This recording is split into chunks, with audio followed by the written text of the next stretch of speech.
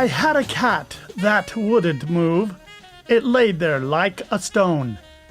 And on the food left in his bowl, a fuzzy mold had grown. He smelled a lot on summer days, but a bath he would decline. So I'd shake him in the toilet bowl, and never did he whine. I'm pretty sure he once had fur, and not one eye, but two.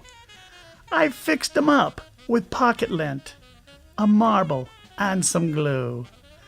I'd take him to the market, thinking he could use some air, and put him with my vegetables to give the clerk a scare.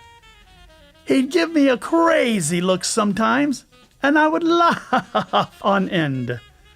Oh, you silly cat, don't look at me like that. I'm your only friend.